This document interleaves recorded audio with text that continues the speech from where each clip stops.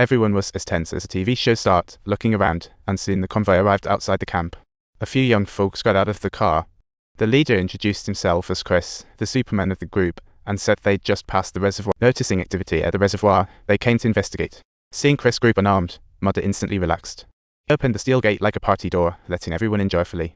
Through chit-chat, Mudder found Chris and his group were from Texas. Their camp, like Mudder's, faced a mouse plague. To escape being chased, Chris led the group on a migration. After finding a new camp, they faced drought and had to trek to find water. Eventually, they ended up here and stumbled upon Mudder, who was surprised to find that Chris had a drilling rake. Mudder asked Chris to dig a well, offering food and fuel in return. If Chris stayed, he could live with them. Chris nodded in agreement without much hesitation. Being a geologist, Mudder felt like he was winning the lottery. Mudder quickly found a suitable spot in the backyard for drilling and decided to hunt a few deer in the forest to treat the crowd. When Chris heard Mudder was going hunting, he eagerly tagged along, and Mudder wanted to show off his skills in front of. Little did he know, Chris raised his hand and took down a fawn in one shot. Oops, you're done. Time for a feast. Watching the decisive Chris, Mudder suddenly felt old, like he had just been slapped with the reality check of aging. At the evening bonfire, he found it hard to relax. Fitting in with the younger crowd felt like trying to dive into a sponge. Black Sister noticed Mudder's letdown and encouraged him to blend in, but generation gaps aren't something you can just casually leap over. Dejected, Mudder wandered alone into the forest. After days of hard work, the machine finally broke through the tough rock layer. Subtitles. A burst of water gushed out, as if hitting the jackpot, and Chris finally managed to tap into underground water for the camp that was lacking water. Everyone jumped for joy at the sight. Chris' status skyrocketed, becoming the camp's new celebrity, while Mudder felt like he'd been exiled to the cold path. To add to Mudder's gloom, Chris and the others decided to stick around the camp, making Mudder's mood sink even lower. Mudder's change drew others' attention. Even Black Sister thought he was jealous of Chris and advised generosity. With civilization near extinction, they should unite against threats. Faced with this, Mudder was speechless. He wasn't jealous of Chris, just felt judged by everyone's gaze. Late that night, restless, he went to the balcony. He pondered if he was really getting old, but as soon as he stepped outside, he spotted Chris leaving Ivy's room and thought, what on earth is this guy up to? Oh my goodness, this guy is even smarter than what I had originally thought. Upon hearing Chris' reply, Mudder realized something was off and dashed to Ivy's room.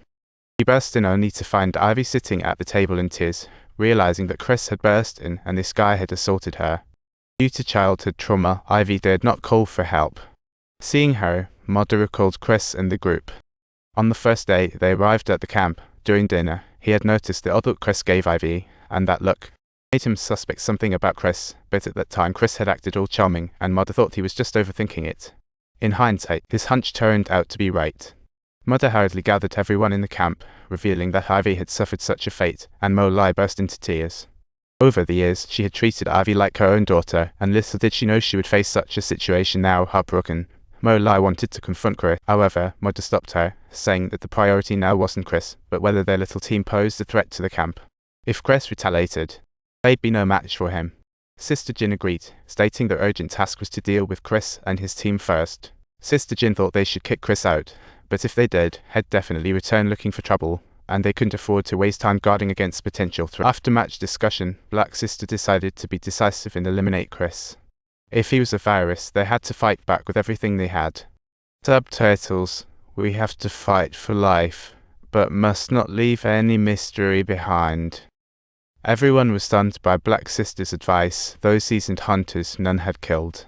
While everyone was torn on whether to take action, Black Sister spoke up again, saying if Chris refused to cooperate, he'd have to face the consequences. She added that there were children in the camp. If Chris had his sights set on them, would they comply or resist?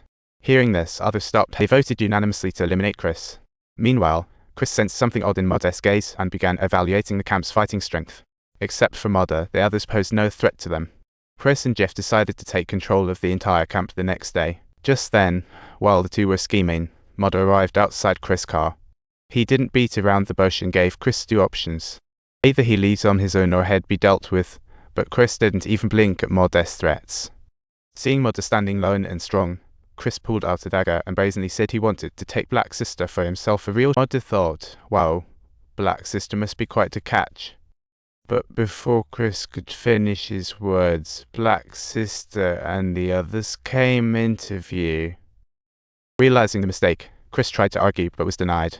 Mudder raised a hammer and struck a 40. With a swift kick, he sent the arrogant Chris skyward.